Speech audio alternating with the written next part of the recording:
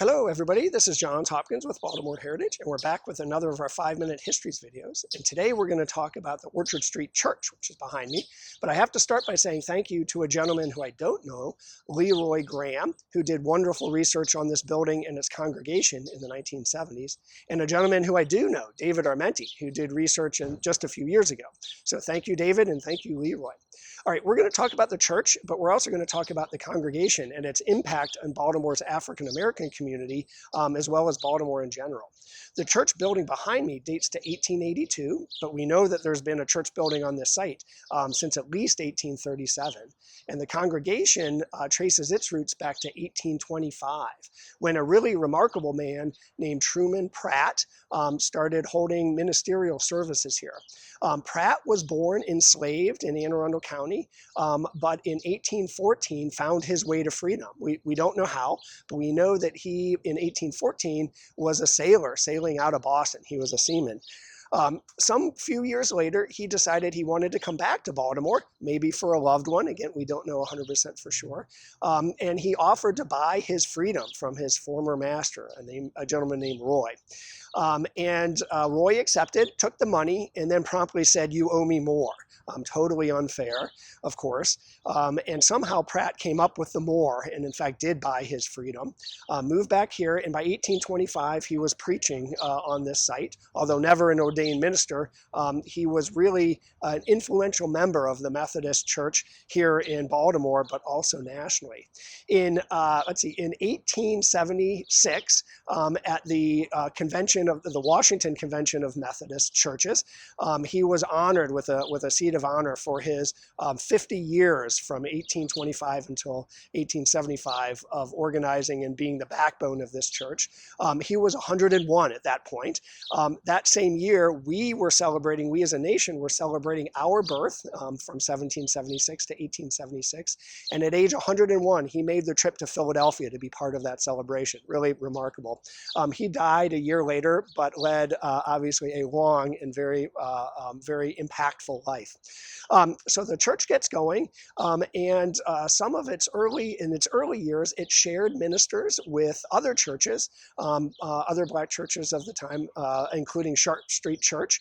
A couple of the prominent ministers that it shared were William Watkins, a well-known abolitionist preacher nationally, as well as John Forty, who was a prominent businessman and teacher, and apparently a wonderful minister as well.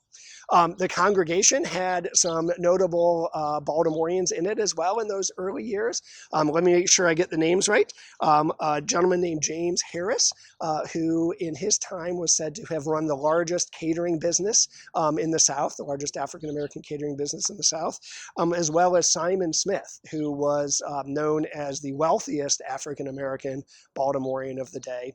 And then the Cummings family. And Henry and Eliza Cummings were members here, early members, as was their family. Henry was a noted cook. He cooked in catering businesses across the city. He was known for his terrapin dishes and his wild game dishes. His terrapin dishes were apparently so popular that they were shipped all over the United States, as well as to Europe. I'm not sure how the packing and whatnot was done without refrigeration, but that was apparently the case. And his wife Eliza was also very active in the community.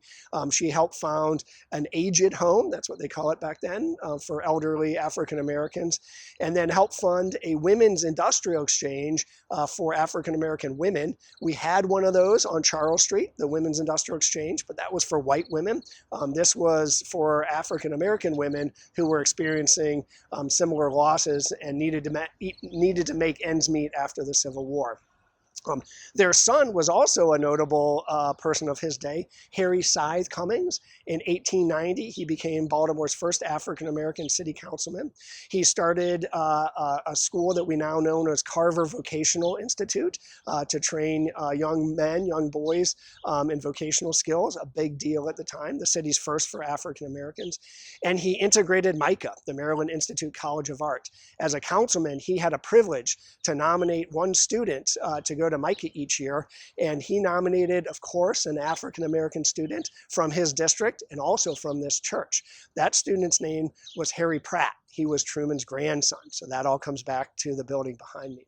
By 1882, the congregation had grown and built a new building, changed its name to the Metropolitan Methodist Episcopal Church, kind of growing everywhere, and really played a key role in organizing in the city's African American community.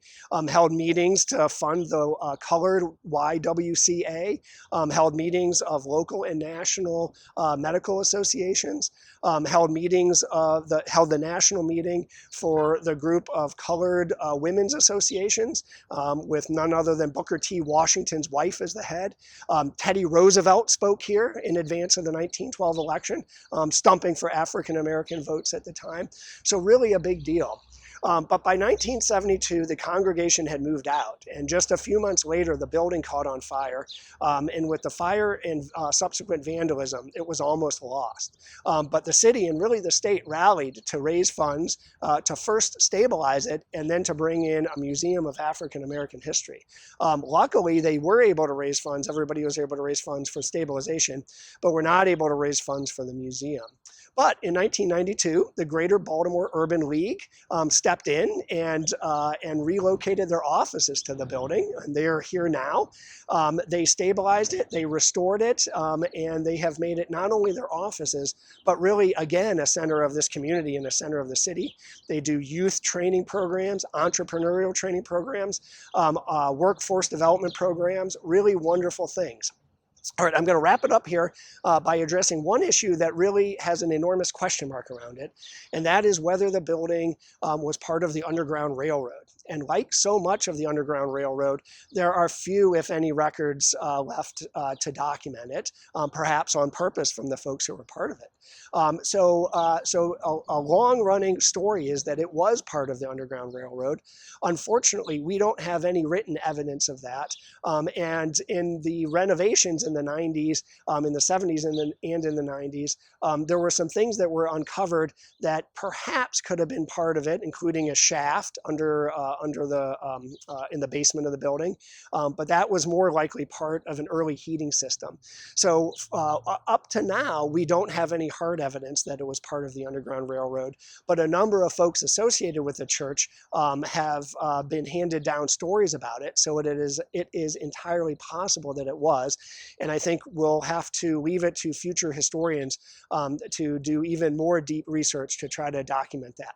So I'll end by saying thanks, and come on down to this church. It is a beautiful church, and when there is not a COVID crisis, it is full of life with old people, young people, middle-aged people, all doing wonderful, lively things. So come on down and take a look at the architecture, and then maybe help me say thank you to the Greater Baltimore Urban League, who is, after 20 years as steward of the building, again raising money for its restoration.